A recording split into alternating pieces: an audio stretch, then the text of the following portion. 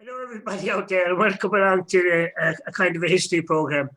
Where tonight, by the way, I should say that you're listening to us on littlemedia.tv. And also, don't forget to subscribe to our channel, Little Media TV.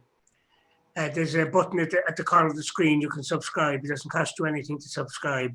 But subscribe if you can anyway. Let people know that you're listening and watching.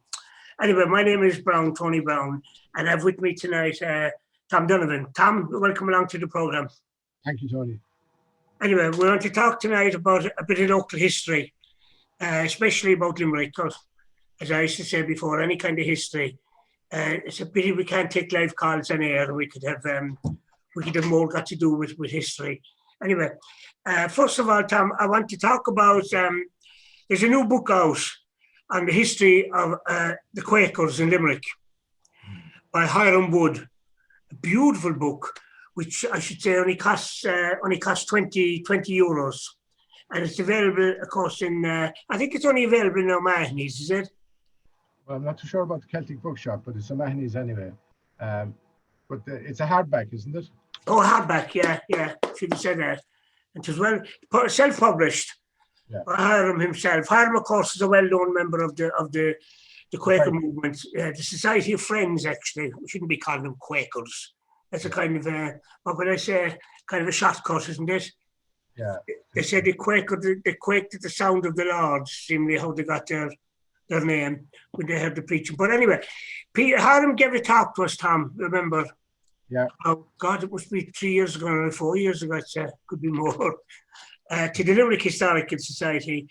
And he also did an outing for us. He took us round the Quakers Graveyard, which I should explain to people. A lot of people don't even know what the graveyard is.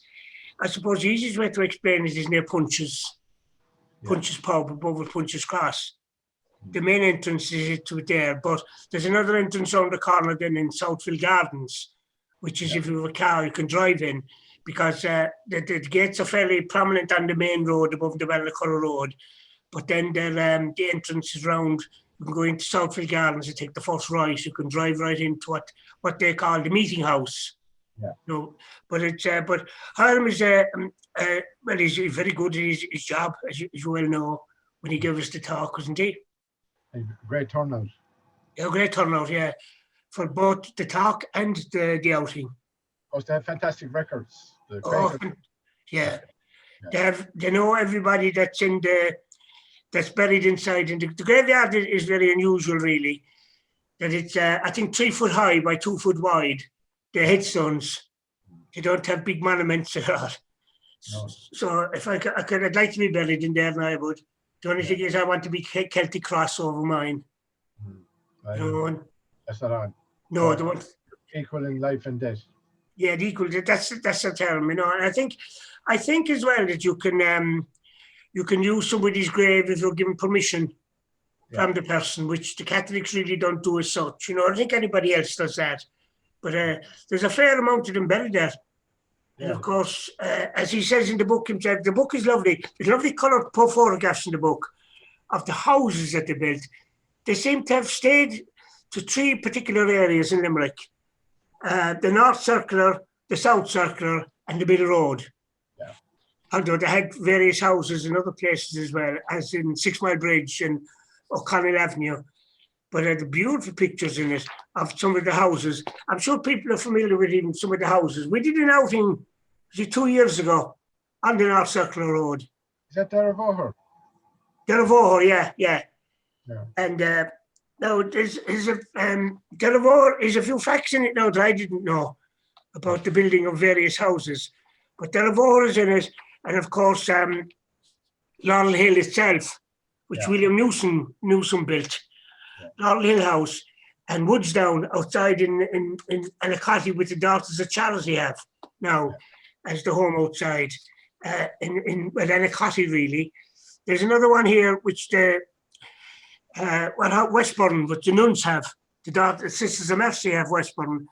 Kilmoyle, which was a house that Jeremiah Newman was living in, which what the Bishop's house was known as, and Bellevue, Evergreen, and Beach Lawn.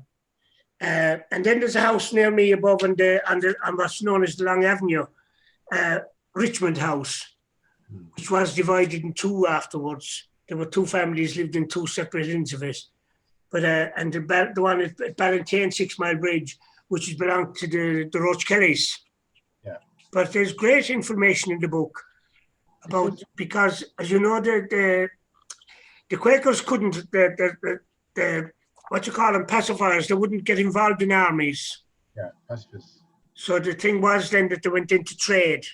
Yeah. And of course, that was a kind of a derogatory mark with the gentry, that if somebody was getting married, well, who is she marrying? She's marrying Captain somebody in the army or somebody that owns something. But then the least one was, he's in trade. Yeah. And that kind of didn't go down well with some of the families. Whereas all the Quakers were in trade. And they were so honest in their dealings, they made quite a lot of money from their dealings. There were millers and merchants mainly. A lot of them went into milling. Milling, yeah. Well, as the Goodbodies did. Goodbodies were a big Quaker family above in Clara. Yeah. And they were, although some of the other families then, you kind of get mixed up then with the Huguenots, because you have a family like Odlums, they were Huguenots, as opposed to Quakers. You know, and we confuse people now talking about the Huguenots as well. The Bewleys and but in Limerick you had the Fishers, the Fisher family. Yeah, Fishers, yeah. Fishers, so many of the three biggest families for business were three brothers in particular. They were the Alexander brothers, not to be confused now with the fellas that did the Melodians from Scotland. The Alexander brothers were they built 3 houses on the North Circular, which at the end of each house, they're built on a corner outside in the North Circular. They're the 3 houses I mentioned a while ago. One of them was Evergreen, which was changed by an owner one time to Kilcornan. And the next to that, you have Bellevue House, and then round the corner, you have Beach Lawn. And the 3 of them meet together. The brothers had the 3 gardens met, and they had a gate going from one into the other. And he explains that in the book as well. And of course, Newsom, above Newsom's had a huge trade in what's known as ironmongery. Yeah. Because most people remember the Newsom shop in William Street, which was there up to about 15, 20 years ago anyway, it was there. And you had also, the Goodbodies were well known, of course, in the milling trade.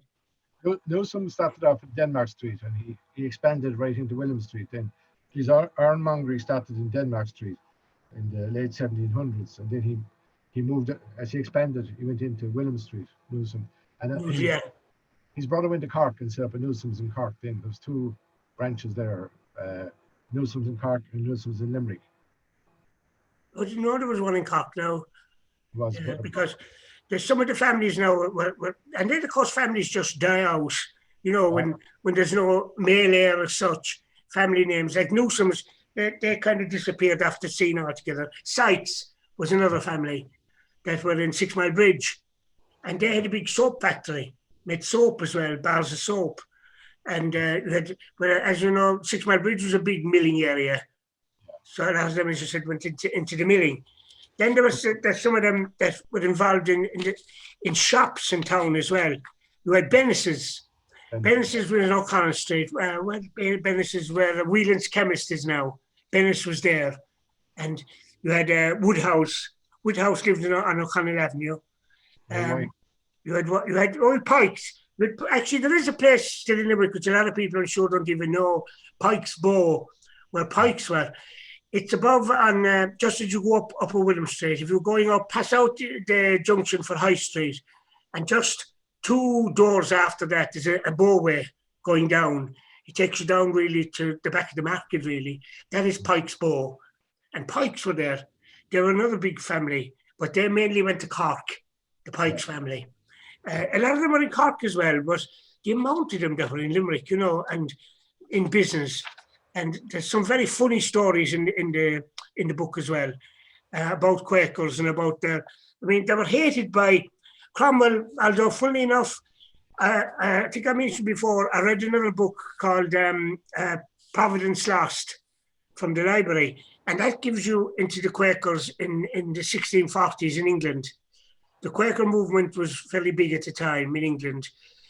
I think what happened, the whole thing was, as you know, Tom, after Henry VIII and Luther, they all kind of came together, didn't they? There was a new thinking on the church. Yeah, after the Reformation. Yeah, between Martin Luther and Henry VIII as well. Henry VIII, I think, actually criticised Luther first. Wasn't he? There was a title given to the Pope, Defender of the Faith, wasn't it? Given to Henry VIII. And then, of course, he turned around and he fancied another woman. But at the same time in England, then there was a movement towards the Quakers, Puritans, and lots of other branches of Protestantism. You had, what's his name? You had Knox, of course, who mainly took over in Scotland. You had Calvin, who was in Switzerland, and his theories as well. So we had all these movements in England. But funny, I remember discussing this with you before, that where Cromwell's army, most of them were Quakers, but they were kind of afraid to tell him until he died, you know. And then when Cromwell died, they were able to kind of come out and practice, were able to, I nearly said go to mass, but they were able to come out and go to their own services once Cromwell was out of the way. In Limerick, they weren't prominent until, say, the 19th century. Well, that's all, yeah. Well, they couldn't even buy land for a burial ground. They had one down in Peter's Cell, which would be down off, kind of off Athlunker Street. Yeah. And then, of course, the problem was with buying a site.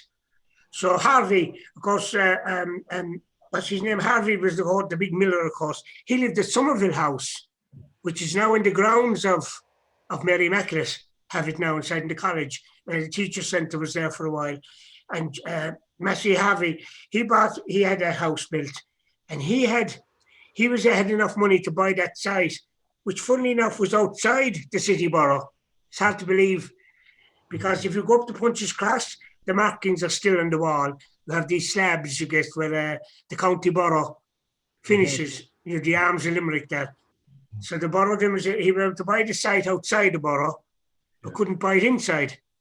But then, of course, the borough was extended, but then they were kind of more accepted in after that, because I think his wife was buried first down at Somerville, in Little Somerville House, which would be in the grounds of Laurel Hill now, where they have a big pitch in there, a playing field in that. And that, unfortunately, is gone. But he was able to get his wife exhumed, and she's buried above in the, I think she's any headstone, she's just a flat slab on her grave above at the Quakers one at Ballinacurra. But they were very, very prominent in the Plassey mill outside. All the mills they had. They had a lot of mills they had. What's fascinating as well is that all the houses are still standing, you know. Amazing. Yeah. There's quite a few of them gone. You know, Riverview on the Middle Road now. A beautiful house built by another Quaker, Abel, A-B-L. And he had a shop in Rutland Street, his shop was. The shop is, the site of it is, well, you can make out where it is, but there's a new kind of a building there now in Rutland Street in place of his shop. But although I remember the shop, it was there was a tailor there for a long time, Billy Donovan. He was in that particular shop that Abel had. But then, of course, was redevelopment in that. The shop kind of was in a bad state and it was taken down and a new one built in its place. Just as you go down Rutland Street on the right-hand side, before you come to the Celtic bookshop. But like that, the houses, as you said, luckily enough, but there's great information in here about some of the houses. But then look at this, we said that the FCJs were able to take over Newsom's house. That would probably be gone. And the same with the other one that the nuns in the Mount have down in Westbourne. They have that. You know, luckily that's how they have survived, because some of the houses would be gone. But there's beautiful pictures in the book about Bannatynes, although the Bannatynes weren't Quakers as such, but still there's a lot about Bannatynes and about the mill in it. Some lovely photographs here of a lot of the places that are long gone by now. Which Hill, of course, down, we nearly forgot about Hills. Hill, of course, were in the wine mill. And they had a big mill below the wine mill. It's Lancelot Hill. Lancelot Hill, yeah. He had that big mill down there, and of course the big case about was it the Globe Insurance Company, when the mill went on fire. It went on fire at night, and the mill was spinning round, and it was still blazing away. And it was sounds terrible to say it's a beautiful sight, but it's supposed to have had. Then it says it was a lovely sight to see the mill, the wheels still spinning around and it on fire at night, because don't forget there was no electricity. The Fitts I nearly forgot about. A lot of people remember the Fitt family. They lived on the Mill Road as well, although unfortunately their house was taken down a few years ago. The gates of it are still there, just as you turn onto the Mill Road on the left-hand side, Indiaville. And people might remember the last of them had a shop. It was a supermarket, the first really supermarket in Limerick, E.G. Fitts. Yeah, right across from, where is it now? It's part of Starbucks now, it says. It's around, right across from Todd's, or Brown Thomas, I should be saying. It was there. It became a Wimpy bar after. Right. And then it became Euro Gifts. Yeah. But now I'm not sure if the shop is separate or not, or whether it's part of Starbucks. Yeah. I'm not sure, but E.G. Fitts was there. Alma Fitt, he was the last of them. Alma was a great man for local history. Alma Fitt was.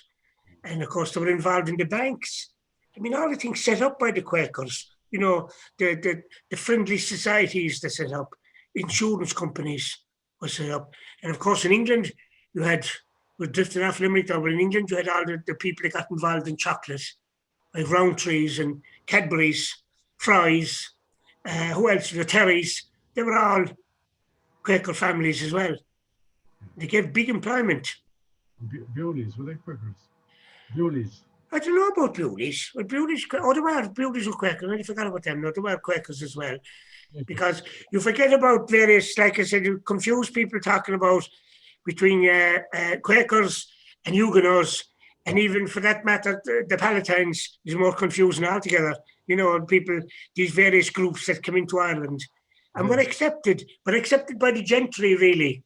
Yeah. Although the Quakers weren't, kind of kept to themselves more than anything else. And then, of course, with all the various Jewish families that come in as well. But if anybody was interested in the book, they should really, before we move off it, it's a beautiful book, a lovely book by Hiram Wood, and they said it's only €20. Hold up the cover again, Tony. Yeah, okay. Quakers of Limerick, 1855 to 1900, a history of the Quakers of Limerick. And it runs to, how many pages? It runs to about nearly 300 pages, 230 pages. And there's a lovely index in it that you can go to an index. And if you want, and also here's what's a bibliography, that's a big word now. A bibliography, of course, of the books that he consulted. Yeah. To do this, to write the book itself, because there's nobody out there. People often say about things, sure, he copied that out of such a book, but you've no other choice. He's all the burials in Ballinacurra listed, all the families that are buried in there, because some of the names, as we all know, are long gone now, like the Fishers are there and Bennis's. And then, of course, families change religion over the years, and when they married, of course, you were forbidden. I think they didn't marry outside of their own at all. They were what they called, they were shunned. Like, that's the crowd. They're the nearest to them, actually, the Amish. They're the kind of nearest to Quakers, really, when you think about it. The crowd in America. Where are they? They're in Pennsylvania, I think, or somewhere around there. The Amish. You had Lydia Fisher then. She was a great benefactor to John Griffin. Oh, she was Lydia Fisher, yeah. He used to bring his manuscript. Anything he wrote, he brought it up to her. Yeah. To kind of, was a proofreading it, and to kind of think it's okay. It was a suggestion that there was more than a friendship, but that was never proven, Yeah. I don't think, knowing what I've read about John Griffin, that there was anything. They were allowed it, didn't she? Because if you married outside, they didn't want to anymore. They wanted to, as I said, the old saying would be keeping the family, but they married their own kind all the time, really. I suppose that happens. That's still happening today, isn't it? There's still a few groups in Ireland that still do that. That marry their own kind. They don't want you to move outside. But when you think about it, even marriage in Ireland, up to I suppose about 30 years ago, you always married local. Oh yeah. It was always local people that married.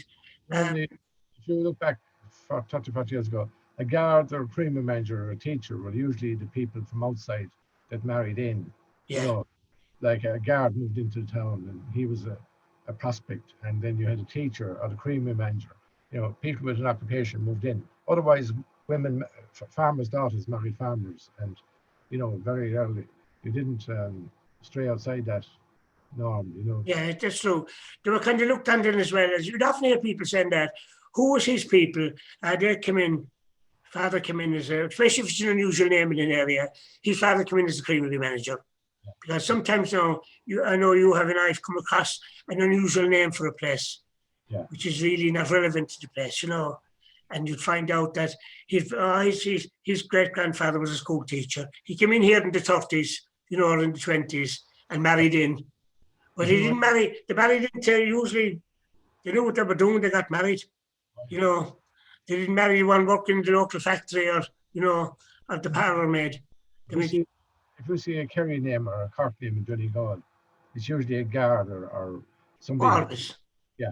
Always, you know, when you got these funny names in the area. Because I was looking on this morning now, I saw a thing up on the internet, and it was a comment by a girl in Ennis, and there were lots of comments down to her about, actually what it was now come to think of it, it was about lights in a house, lights put up for Christmas. And they were admiring these lights. And without even, when I looked at all the names, I didn't know where these lights were. But I had a good idea when I saw the names, of course. There were Considines, Lynches, O'Halloran's. I said, this is definitely Ennis, you know. And when I look as to who put up their main thing, she was from Ennis. And she was a sister of a well-known man we knew in Ennis. And when I saw it, then I knew how she would have put it up, you know, because usually there's certain names, even in Limerick to this day, that you get, and you'd wonder how they got here, from Clare or from Tipperary. You know, you get a name like, I suppose, Maloney. If you go back far enough, they came from Clare, you know, because it's really a Clare name as such. And you get, in areas, you get certain names, and you'd wonder how they got there. You know, that they drifted in probably 100 years ago, some of them. But up to even 30 years ago, as we said, names were mainly local. You got a certain name and you knew, and you were right. So he must have been from Clare anyway. The same goes to Christian names. You know, if I met somebody tomorrow and his first name was Senan, you can bet your life he's from Kilrush or Fines or somewhere along the shore, or the Jarletts. We'd never get a Jarlett from Limerick unless he was from Chum. You know. Sylvester around Clare as well. Oh yeah, that you get these names that you knew that they were kind of local names to the local saint, you know, that they were out of place, and it's the same for women as well. You got it's handy. It's a pity we didn't stick to that. It'd be easier for tracing. Whereas now there's some awful names out there that are inflicting on children, you know, dreadful names. But unfortunately, there's nothing we can do about that, you know. But I thought there was a rule, Tom, one time. I was asked one of my religious friends, I thought there was a rule one time that when you baptizing a child, that it had to have what the church termed as a Christian name. You know, the old story what the priest was asked to call a child Hazel, and he refused. He said it wasn't enough. He said, enough, I'm christening here, you know. So that but the thing was, if it called Hazel, you put in Mary after that. But the priest then went inside to the register. He put the name in as Mary Hazel. He put in what he termed as the Christian name. They refused to name a child Jack or Tom or Jim. You know, you have to give it the full name. Oh, the full name, yeah. Like now, people christen children Jack, but back then you christen them John, and then you can call them what you like after that. But I've had the priests refusing to baptize children back in the 60s and 70s. Yeah. Names, you know, and they had to change the name. And as you say, give it as a second name, maybe, you know, afterwards, or paid name. But yeah, I know a girl one time now, she had, I forget the name she had now, a name which I like Hazel, and her second name then was Mary. She went looking for a birth cert for a first Holy Communion. And the priest said he couldn't find anyone under the name. Again, we'll just say Hazel. And he said, what's your second name? She said Mary, and he was able to find Mary. That the priest that put it in turned the names around. He refused to put down the name that he thought was unchristian, and he put in, you know, the Christian name first. The priest of the power, you know. Oh, they had. Then again, I suppose what was wrong with it, you know, because it stopped all the crazy names out that we have now. You know, some awful names out of giving children, mainly from television. You know, it's like the Karens. You know, all the Karens were all born. I said this before. All the Karens were born after 1966. Very seldom get a Karen older than that. A television program in 1966 called Karen, and the name didn't become popular. You know, and there's lots of other names that we get into trouble if you start naming other names from television programs. But unfortunately, that's the trend, you know. But it's handy when people are called after their fathers or grandfathers. You can identify who the person is. Yeah. It's very handy. Well, in most families you had, like my father was the eldest family. He was named after his grandfather. I was the eldest of our family. I was named after my grandfather. And went back along. Yeah, sometimes I remember Liam Lenihan saying back around Turnafulla and Mount Collins, in that area, they did it was known as a step. You were called after the grandfather. Yeah. And then your son then was called after your father. There was a kind of a step down. Very handy for tracing. You knew then who you had. You could follow it up, no problem, as to who the person was. My grandfather was Thomas, and my great-grandfather was James, and his father was Thomas, and go back along. And that's the way it went, like, you know, so... Yeah, very handy. Very handy. And then you could tell, I mean, I'm Anthony Noel. I'm Anthony because my mother was pronounced G. What happens in bigger families then, they kind of started running out of names, you know, when they'd got the first three out of the way, you know. And if with 7 sons, you were sort of looking for names for the fifth and the sixth fella. But I'm Anthony, my mother was Prince and Anthony. I'm Noelden because it's December. All the Noels in December, which is a handy way of identifying people as well, you know. But although the Quaker names now are kind of all the same as well. They have a lot of Hiram is one anyway. They have oh God, I can't think of some of them now. I'm looking here. Some of the Alma, Lydia. Oh yeah, well, the girls as well, and the male names. Oh God, I can't think of I can't think of them off the top of my head this minute. But there's so many of them there. They're all the same names. You see them with the headstones up there at Ballinacurra. There's a Richard here now, which is unusual. Abel, that's the man I was talking about a while ago. Joseph Newsom, of course, but that would have been accepted as a name, all right, Joseph. Edward, I see here now they use. Because Alexander, they came from Morse. There was a big Quaker congregation as well in Morse. And because I know the meeting house they have there. I was in the one in Morse, actually, a few years ago. But the one I'm Joseph, I'm looking again now. But there's a name that now escapes me, and I can't think of it. One that was always used by the Quakers. Reuben, Reuben. Yeah. That was a name used a lot by the Quakers. And there was a priest I knew out in he was Reuben, I can't think of his surname. He was out in the market in Fergus, and he died about 2 or 3 years ago. He was the only Reuben I knew that was outside the fold as such. You know, because it's an unusual name, Reuben is. Anyway, but... Reuben Harvey was one. Reuben Harvey, yeah. He's the man I was looking at here. Woodhouse, that's a name that lived down in Limerick for a while as well. And they had a big shop in Limerick. They lived above on O'Connell Avenue. And there's a lovely picture of their house on O'Connell Avenue, which is something I didn't know about, the living in that house, Glendale and O'Connell Avenue. And but there's a lot you could say about the Quakers. Was P.G. Woodhouse, was he a Quaker? You know, Must have been, yeah, with a name like Woodhouse. Because there's lots of the names you'd come across afterwards, you know, that then you see a lot of them would have been Quakers, and then they could have, let's say, married outside and married into other religions and that, you know. But the same with the Jews. Actually, talking to Jews, Tom, as you know, I had this man on to me from Jerusalem, who's God, I can't give his name this minute now. He's not Solomon's.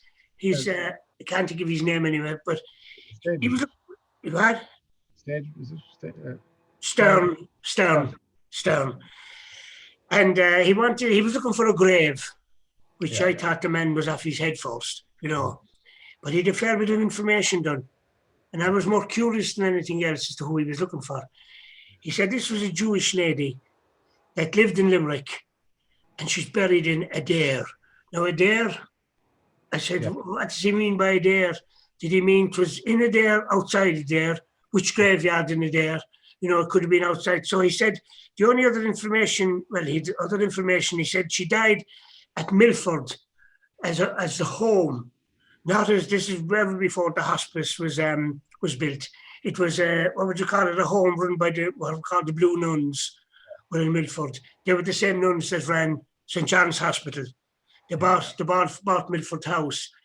And that was another Harvey house, actually, Milford was. But anyway, they bought Milford, but they set up this kind of a nursing home there for elderly people. And this woman died there in 1969. But she had relatives that lived in Patrickswell. Yeah. And he said they were, Kennedys. Yeah. So I was thinking who were cousins, because again, now as you said about names, there wouldn't be that many Kennedys around Patrickswell. You know, to be very thin on the ground for Patrickswell now.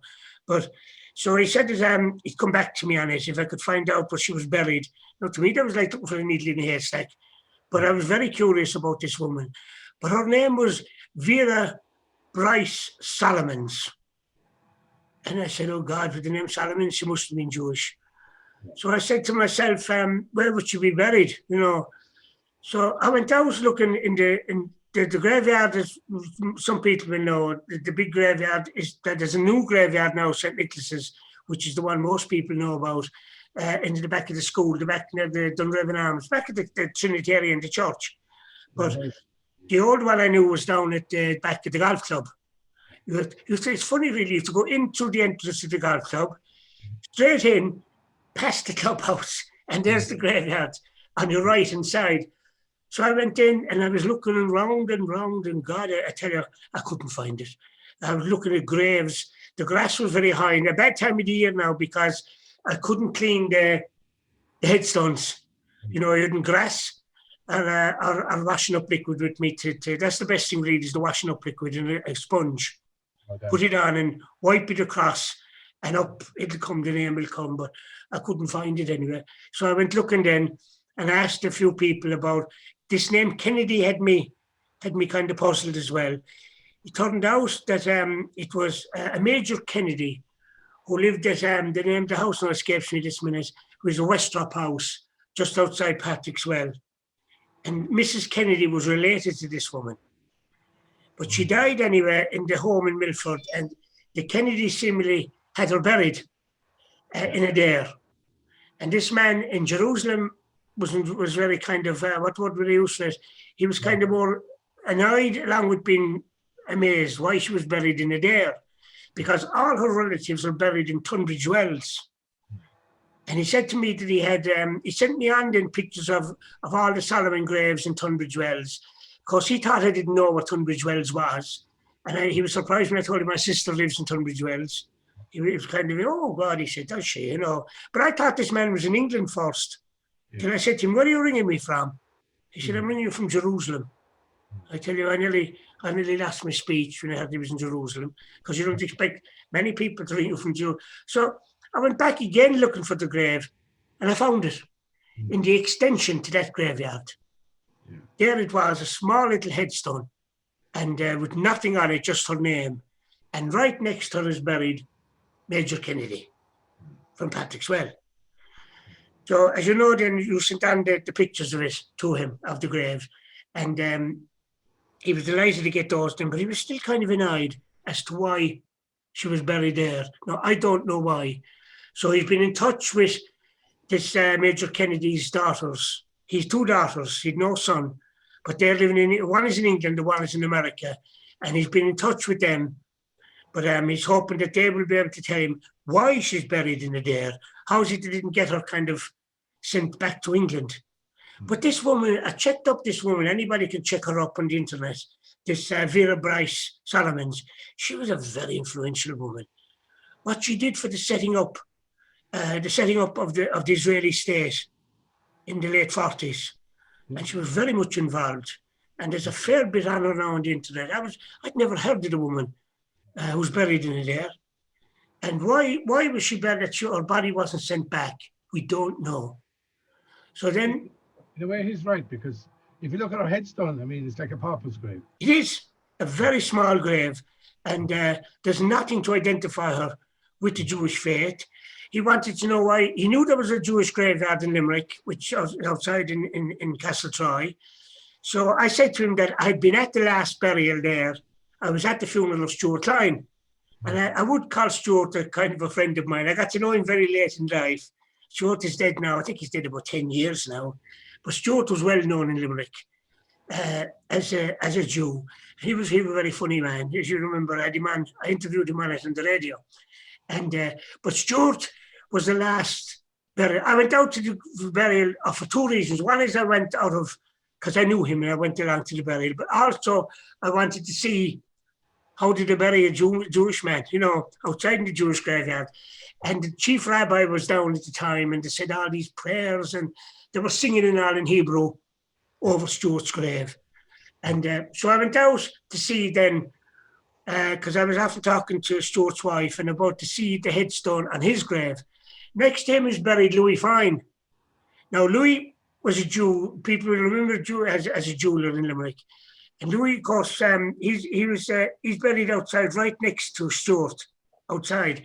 But Stuart has a beautiful headstone done in Hebrew. And I wanted to know who did that. I found out now who did that headstone. And I found out that the script came from Dublin, came from the chief rabbi who wrote out the script for the headstone. And the headstone was made in Limerick. And they have the copies in Hebrew. What's on it, and it gives his name, of course, Stuart Klein. But I told your man this now in Jerusalem. So what he's going to do, I do not know. But he's intent anyway on putting some kind of a better headstone on than that's it on her grave, because he maintains she was so prominent with the Jewish community like at the time, especially in England. But there's a lot on the internet about her. About Vera Solomons. And she's a very wealthy lady, he said. She was left a lot of money by I think her grandfather, and who was, I think he was a stockbroker. I think I'm saying off the top of my head now this minute. But what wealth she had, I do not know. But this man anyway in Jerusalem wants to do something about it. And but interesting, after all the years, I'd never have known about this woman, only that he got on to me.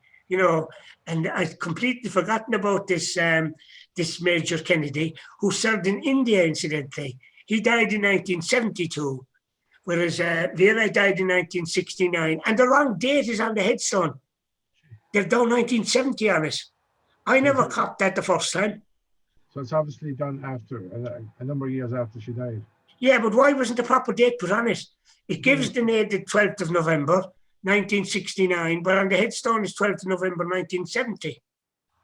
So whoever got the headstone done obviously didn't read it afterwards. That's all I can say about that, because you'd imagine that would be correct anyway. Yeah. And it's very easy. I used to think years ago that would be very hard to change something, with the machines they have now, but we'd have to wait and see what he's going to do anyway about her headstone. Story that should be written up, really, her life story. What? It's a story that should be written up. Oh, it is. Oh, yeah.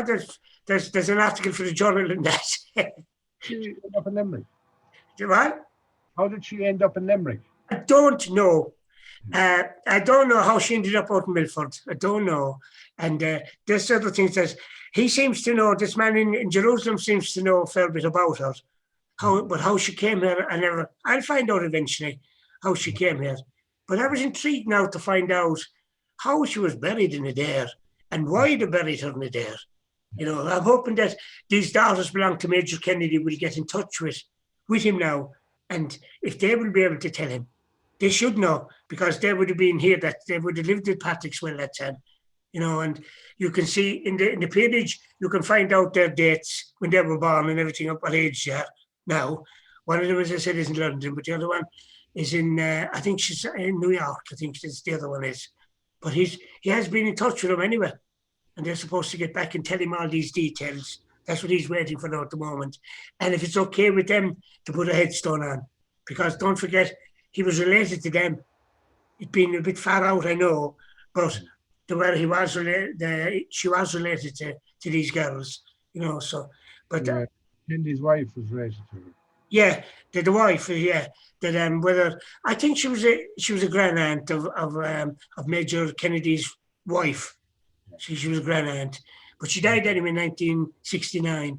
But it's a good story, and I was amazed. I was curious myself to know how she ended up and how she was buried in the there. I'd never heard of the woman till I went on Wikipedia and then the internet, and to see all the work she did in the setting up of the Israeli state in the late 40s.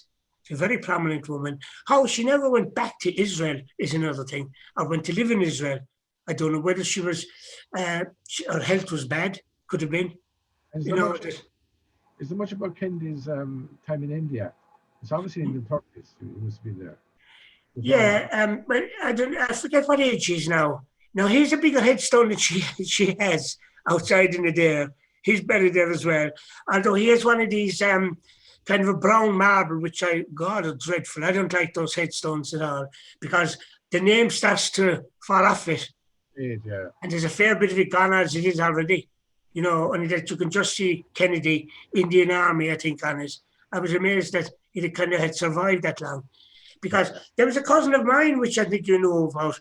He worked, a great name, he had Paddy Clark, as in Roddy died, But Paddy Clark was a stonemason who lived at, it's still called the Tailor's Cross, and the Stonecutter's Cross outside Foynes. And Paddy Clark was, he'd have been my father's uncle, would have been my father's first cousin. He'd have been my father's first cousin. And he went out to learn his trade as a stonecutter. He went out to Foynes, I think in the 30s. He went to Foynes. He never came home. he stayed aside in Foynes all his life. He used to pay the odd visit. I barely remember him. He was a small little man with a hat. And he'd come into Limerick about twice a year. He'd come in. But his shed is still there where he worked, his little house where he worked. I remember Liam Dundon talking about him. Did he marry? No, did he ever marry, did he? I'm not sure. I don't think he did.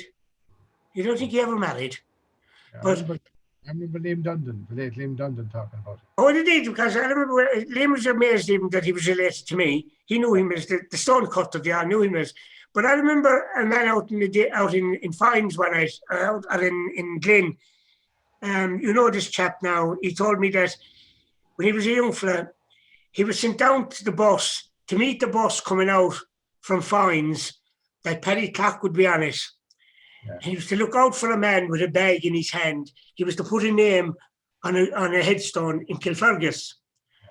And this young fella, well, he was a grown man then, but he said when he was young fella anyway, he was about 12 or 13, he was sent down to meet the boss and to bring Paddy Clark up. Well, he knew where Kilfergus was, Paddy Clark did, but he was kind of to help him just in case he'd something to carry with him. So he got off the bus below at the main road in Glyn. And they walked up the hill, and Paddy Clark sent the young fella into a house. Go in there, he said, and ask the woman for a shovel. And the man said he was afraid going in, but she was just handed out the shovel. She was used to giving the shovel out to Paddy Clark when he was above digging things above the grave, doing a bit of stonework. So they went up to Kilfergus anyway, and walked up, and he said he was watching Paddy Clark. How was he going to put the name on the headstone? That's what he was watching, because it's a fairly big headstone, and the name was going down at the bottom of the headstone. So this fellow was telling me anyway, he said, I was watching him, he said, and all he had in the bag were a few chisels, and he was after carrying the shovel up for him. So Paddy started digging out the top of the grave near the headstone. And he said he couldn't figure out how was he going to write the name on a headstone? He thought he was going to lie down, belly down like, and start chipping away, but he didn't. He started digging up out the grave at the top. And he was digging, and he said, after about quarter of an hour or 20 minutes anyway, he was after digging a big hole in the grave. Yes, he jumped into the grave himself. Because Paddy Clark was only about 5'4".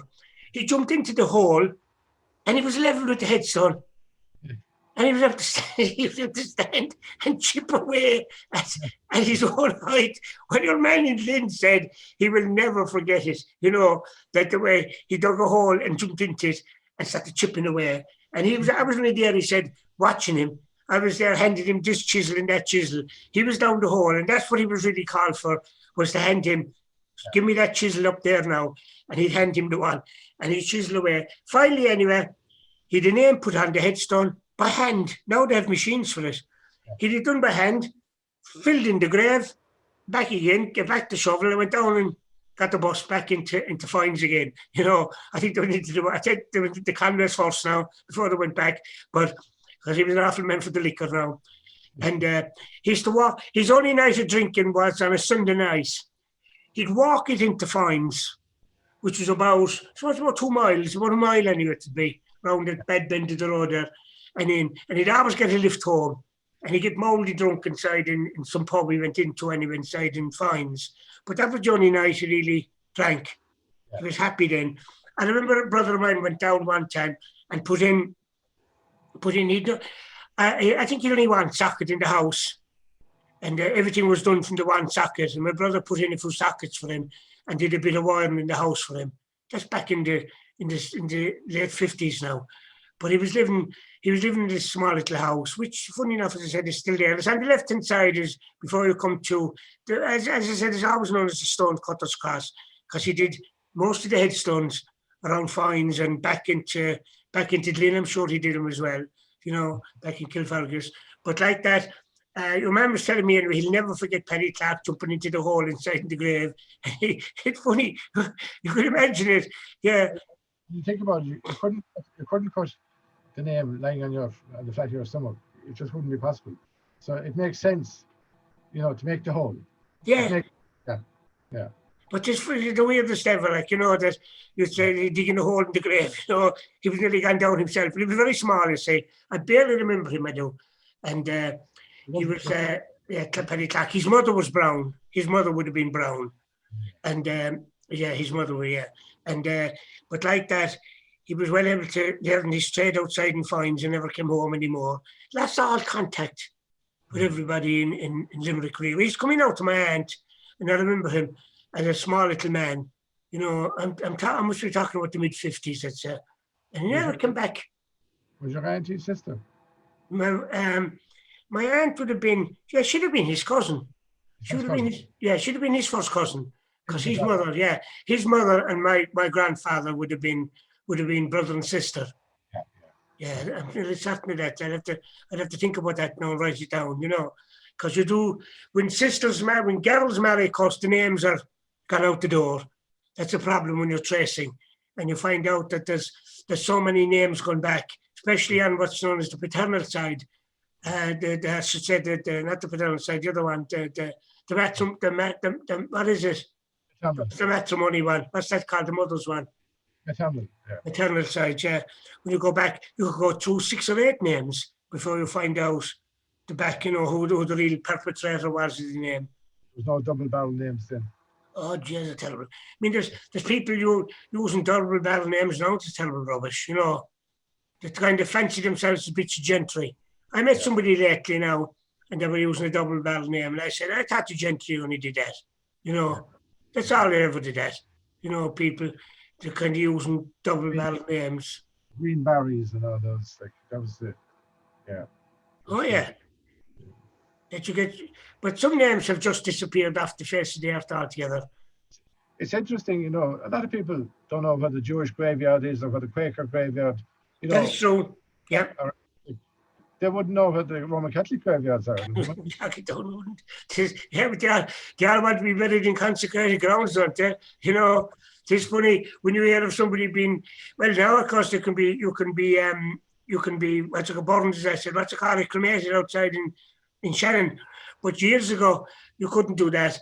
And you got people who claimed they were atheists and still they were buried in what we call consecrated grounds, you know. And there's still a few of them out there now that I know. And I often see some of the deaths that he didn't believe in God nor man, and there he's above Mount St. Lawrence, you know.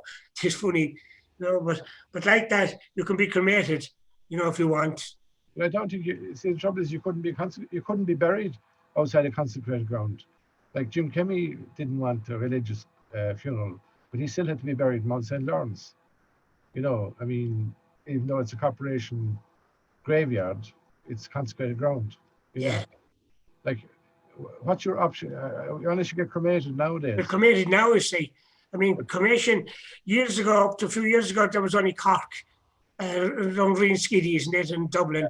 Whereas now there's one in Shannon you can go to. It's kind of nearer anyway, you know, but I don't know, I don't want to be cremated anyway, because I think you're kind of gone. Whereas at least if there's a grave there, like I said, look at him, he's still there, you know, he's still looking up at us, you know. They can stamp all they like in it, you know. It's like the old marriage proposal. How would you like to be buried with my crowd, you know? And there's some women that didn't want to be buried with husbands, which is a story for another day. I've come across a few of those in my time as well. I'm not going down with his crowd, you know. It's funny, but I asked the woman one day. She said she was fixing up her grave, which meant arranging her grave, not fixing up. But she said, I said, "And you've been buried with your husband?" She said, "I spent 43 years with I won't say what." And she said, "I'm damned if I'm going to spend it." Oh yeah, there was a cousin of mine had a grave out in Mungret for himself, and he had a headstone in it, and he'd on it, his name was on it, his year of birth, where he came from, and died was blank. I showed that to I must have shown it to about 6 or 8 people over the years, and they used to laugh. And I'd say, "Look at that, read that there," and they'd read it and say, "Who's in the grave?" I said, "Nobody." They said, "Well, is he still alive?" I said, "In the grave." And I don't want to go down with him either, I don't, you know. There's plenty of room with his grave. I'm not going down with him, I hope. You know, I won't know anyway. You know? But that's kind of a marvelous story now we're getting into, you know. But what brought us to all that was, of course, Hiram Woodsman. I forgot to mention again that you're listening to us on theirmedia.tv, which you can go to that anytime you like. If you're looking for punishment, you want to hear us again. And also, don't forget, you can subscribe to our YouTube channel. It's Lear Media TV. There's no dot in that one. And there's a little button there you subscribe. It doesn't cost anything. It's just that we need subscriptions of names to find out how many people are listening or how many people are looking for punishment. But anyway, we'll see as we move along anyway. Don't forget learmedia.tv, and I'm sure you can look at this anytime. You'll find it on the internet anyway. You'll find us. Anyway, we'll move along. Tom, it's a pity there's nothing happening at the moment with historical societies, isn't it? I sent out a message there from the Limerick Historical Society for Christmas, and a lot of people come back saying, you know, they understand that you can't do anything. And I spoke to a few people about these online, and they said they're withered from online presentations. They want to get out and do walks, and like we did before. But unfortunately, you can't do it because of the restrictions. You know, nobody is doing. Yeah, and it's part of the life we have. Not, you know, I met a young girl in the shop this evening, and she had a mask on, and I said, "You have a nice mask." My mother bought me that for Christmas. Would you imagine? She said, she bought a mask. Yes. That was a handy map. I never thought of that. Now that's a handy present, wasn't it? Could buy a few masks and give them out. But no, but hold on a minute. It's the thought that counts, isn't it? Yeah. You know, I thought about doing something else. God, I never thought of that for now. A few masks. Yeah, but no, it's just the time we're into more restrictions now. But I mean, the stories I heard over Christmas, people going off having parties and booking out hotels and all that. You know, that's why we're at where we're at. Like, you know, it's not the government, and it's not Nedved or whatever you call them. It's not the HSE that's doing it. Yeah. Oh yeah, it's terrible, really. Like a friend told me his son, his cousin was up in Listowel, and he asked him would he meet him, and he said, "Who's with you?" "My son, home from England." He said, "You must be joking." He said, "I know." He said, "He should be in the house." He said, "I know, he got bored, went out for the day." But see, that's what's causing the problem. You know, I mean, you don't want to make it sound like a COVID wowzer. Yeah, it is. It's a pity. It's a pity. And I mean, look at all the lectures that I'm not saying I'm out every night of the week, but there's a fair share between Shannon, Newport, Rathkeil, Maru, Castleconnell, you know, and it's a pity there's nothing on, you know, and there's so much, and even ourselves, we can't have any outings even, you know, we should have had outings during last summer now. you know, and what a pity. Plus, revenue's down, and there's people aren't paying subs, you know, and they're getting nothing for it, and it's a pity, really, you know. So we hope. Now, the Shannon Society had a Zoom thing there in November, and they're having another one in January. But the only problem I see with Zoom talks is you can't kind of ask a question, you know, you kind of feel stupid asking something over a phone line, you know. I spoke to a guy, he said when this came on first, he was on, you know, looking at Zoom and Skype lectures. But he said he got sick of them in the end. So many of them, and like as you said, it's one way. You know, it's just like being at school. It is. Said he often, like as you know yourself, he often went to lectures. He said, and the best part of it was at the end when people ask, even the ones that ask stupid questions. You know. Like, but questions are often better than the. Incidentally, talking at that time now, I should mention there that one of our members died, who was one of the first to join up and gave us a talk and an outing. Was John Collins. Yeah. And John was good age now because his father was in the first stall. And he'd been known to a lot of Limerick people. He used to have Finn's Bakery and a cafe on William Street. And then, of course, when that closed, it was taken over by Banatee round. Well, they took the back portion of it, whereas Collins has had the front as well. He went in the front door on William Street, which used to be Flannery's bar afterwards when they gave up the front. And they had a bar in the front and they had a bar in the basement as well they had in William Street. But John lived there all his life. He went to school down in St. Michael's Church. And God, I had him on one at the radio, and even on his walks, do you remember what years went to stop and go up William Street that night? I say he kept going till 12 o'clock, going up William Street. Now, he was entertaining that, you know, and he was a lovely man. And he gave a great lecture. I think Patrick Howard recorded it that night, you know, and oh yeah, it'd be handy to get that, yeah, he did.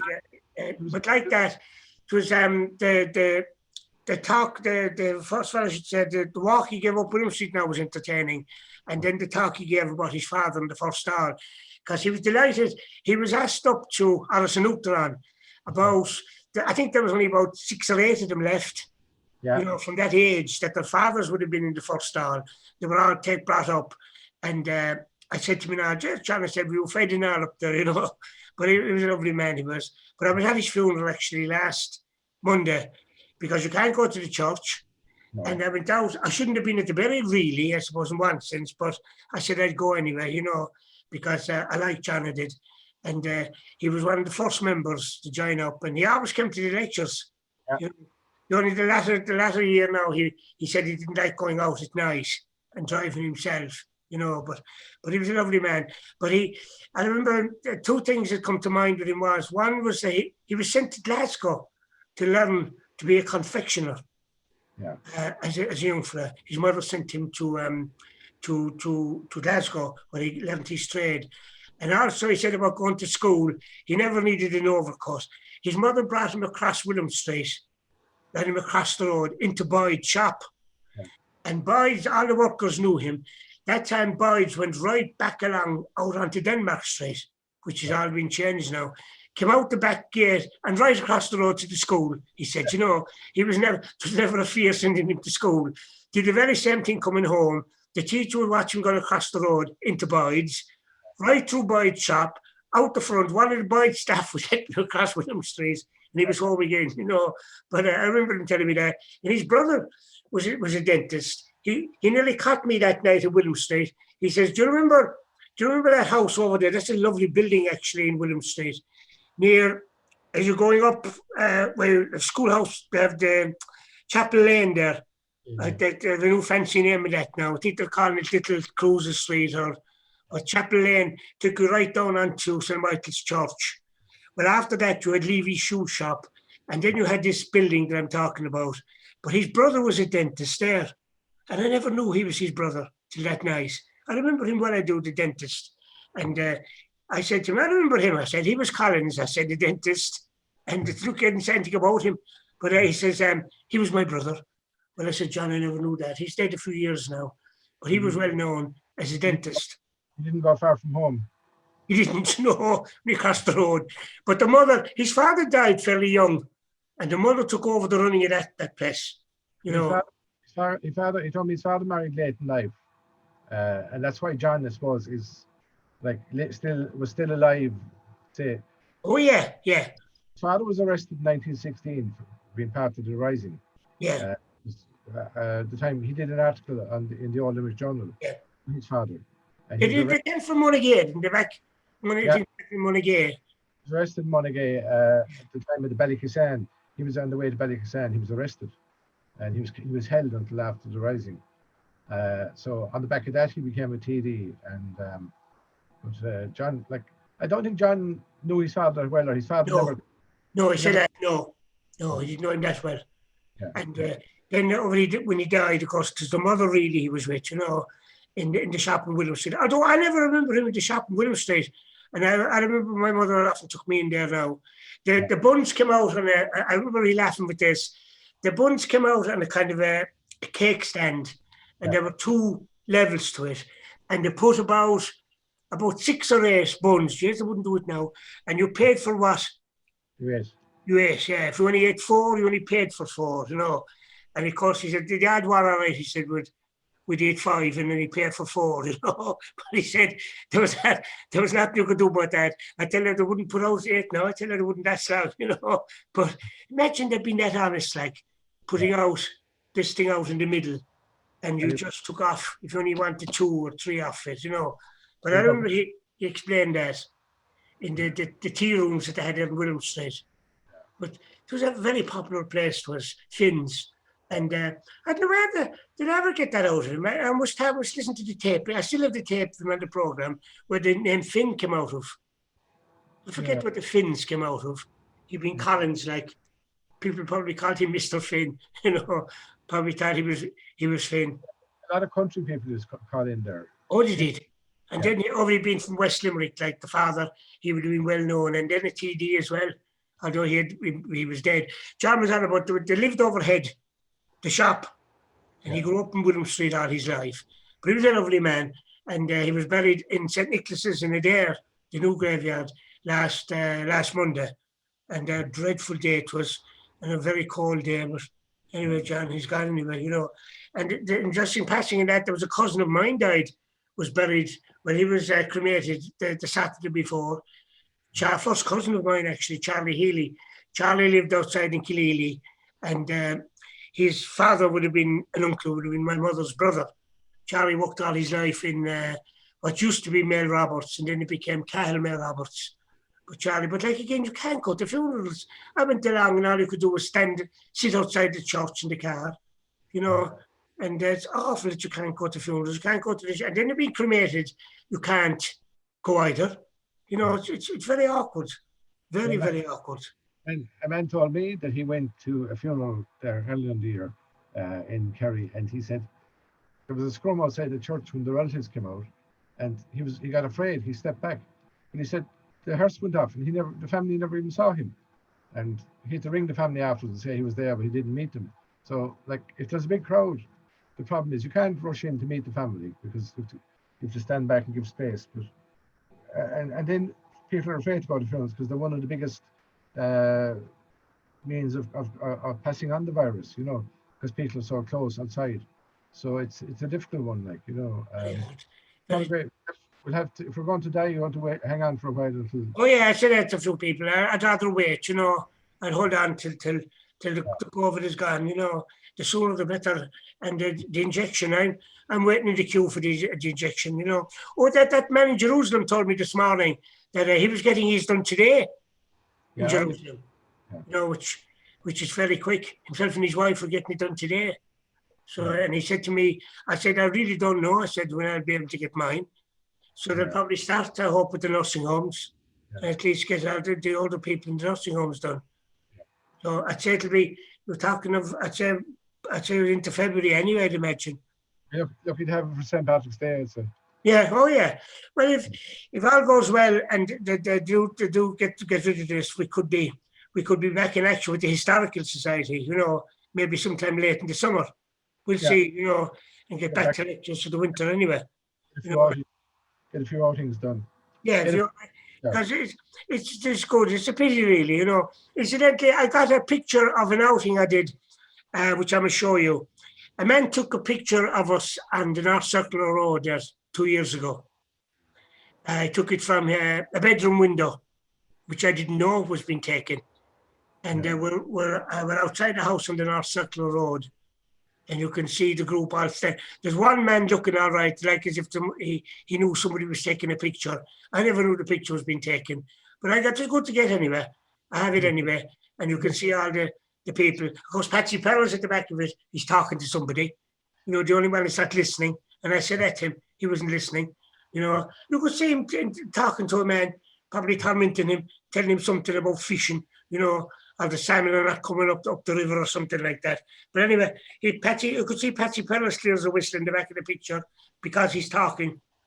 But it's a nice thing to get. It just goes to show you, you never know who's watching. Who's watching you? No, it's like cameras and phones now. People have cameras and phones, and they're taking your picture. You don't know, you know. Anyway, you said there, Tom. People, we should say again finally that the book we're talking about is a history of the Quakers of Limerick, 1655 to 1900 by Hiram Wood.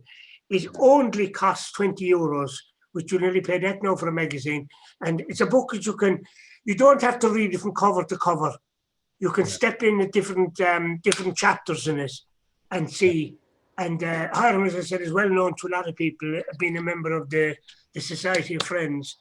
We were also talking about Jews. Well, there's a lot written about the Jews now. Des Ryan has written a lot about Jewish, you know, and even in the current Limerick Journal, he has the story of Elsa Reisinger, a Jewish woman who committed suicide in Limerick because of the Holocaust, you know, and like the Limerick Journal is still out there, I think people want to. Oh, yeah, I forgot about that, Tom, about the Limerick Journal, because we missed out on not having a launch and well, we did get good coverage now from the Limerick Leader, you know, and again this week was mentioned by Tom Ahern mentioned it again this week in his notes in the Limerick Leader.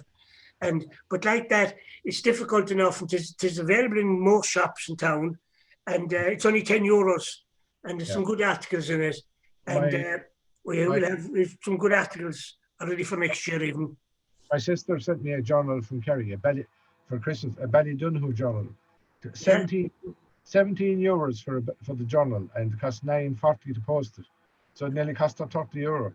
Like you're talking about Hiram Wood's book, a hardback book for €20. So So I suppose, you know, that some of the journalists, and I know they try in places, and you'd be, like I say, bankrupt if you tried to buy them all, you know, because there are so many journals out there. I remember Jeremiah, late Bishop, Jeremiah Newman telling me, I said to him about journals, how were they sent to him? Yeah. He said, no, they weren't. He had to look for them. He had a huge collection of journals, because you have journals in places like Maru, Doon, Oula, I think you had one once or twice. Newport, I think, cancelled their one this year, I think. There's so many of them out there, journals being produced, and it's trying to sell them. A lot of them didn't do journals this year, I know. They didn't, no. It's a pity, you know, because you get, in some of the journals, you get a little article. Now, I know it's like the Ballybound Journal. You get a lot of things like that you have to put in, like births, deaths and marriages, and, you know, something about somebody getting a medal or something. But then you get an article, and it's written by somebody that might even be their first time writing an article, you know, about something interesting. And they're worth it for that, you know, for the one article that you get. Like what really brings it home is the people, like I posted a Ballybound Journal to Australia now, because $15.50 to post it. It costs $10 to buy it and $15.50 to post it. But they don't hear of deaths or marriages, and it's a great catch up for them. It is catch up, to see who died in the parish. Yeah, it is. But it's expensive. But is it not cheaper, Tom, to send them in a cellophane bag? Oh, it's gone. Was that? Yeah, used to be. One time you could send it for €3 or €4, like. Yeah. It's that the postage is a killer of things, you know, like that with sending things away. Now, Harry's book isn't that heavy. It's not heavy because the paper is fairly light on it. And if not that I'm saying anyone rescinded it, like, but I wonder how much it would cost now to send that away. But anyway, you'd want to meet in Limerick and you'd want to know. There's a lovely map actually on the back of it, of the book, which I should mention. And it gives all the gates going into Limerick, which is like we all know Watergate, Munger's Gate, the Island Gate, but all the gates are mentioned in it. And it's a great, let you know where all the gates were. It's a map of both the English town and the Irish town. And it gives you all the various gates around. West Watergate, East Watergate, which is the one near the Kemmy Bridge now going onto the Dublin Road. The Sally Ports are on it. Cromwell's Tower. John's Gate, of course, that's one above. That's roughly above where you're going to Garryowen, up the side of the cathedral there. John's Gate was roughly there. And you have Munger's Gate is around at the market. They're still there. You have Craig's Gate. All the gates are there around. But that's at the back of Hiram Wood's book, which is a good idea as well, to put all the gates. And there's some lovely coloured pictures in it of Quaker houses in Limerick. And it's supposed to kind of educate you a bit anyway, because there's none of us professors. There's only a few professors out there, and a few doctors. There's a few doctors out there, and there's more doctors out there than there is in the HSE, I think, You kind of wonder, some of the doctors wouldn't be able to put a plaster on you. But anyway, we get into trouble now. Anyway, Tom, I think we've enough said, I think, for tonight. What time are we on the air? We'll have to do in about an hour and a bit anyway, I think. And again, I should tell people, you're listening to lirmedia.tv. Don't forget to put in the dot. Don't forget to put the close in. And also don't forget to subscribe to the YouTube channel, Lir Media TV. It's a little button down the corner. You just press a little thing in it and you subscribe. No names. Don't think you're going to, nobody will send you a bill next week for watching. It's free and you can put it in. And we'll be back another time, I hope, where we'll talk about, I suppose, if anybody wants to get in touch too, we'll site out there that I never look at, and I should. Limerick Historical Society. What's the Limerick Historical Society? Not all time put in. Or email limerickhistoricalsociety@gmail.com. Oh yeah, if you want to send an email to Limerick Historical Society. If there's anything you want us to talk about, or if you want to know anything about Limerick, or even better still, tell us something we don't know. We don't know it all, And there's some people who say, we think you know it all. We don't. And it's like that woman. I never knew that woman was buried in the air. That's really a surprise to me. And I was telling you, Tom, I got title to a house at this girl bought about 6 months ago. And she got the full thing from the solicitor of the house. And it made great reading.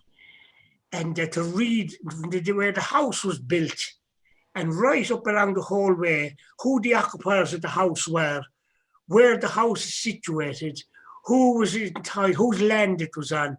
And it'll make a good article for the Old Limerick Journal next December if we're all still around. And it'll make a good article because it's very interesting to read through, especially title to a house, and to see who was involved in the house, who lived in it through various years up to before she bought it. And the house was built, I think it was built about 1890, off the top of my head, something like that, or 1880. And it's very interesting to see who occupied the house, what families, up along to all the various years up along. Anyway, but that'll be an article for next year anyway. Anyway, so we'll leave it at that anyway, and we'll leave it. So Tom, again, thank you for listening to me. And I'm nearly hoarse from talking. And I'm looking for the two professors now that are here with me to come in and switch this off, because I don't know how to switch it off. As we keep waffling away till somebody comes in. I'm here in a room in my own. I mean, you can switch me off anytime, but I can't switch myself off. How do I switch myself off now?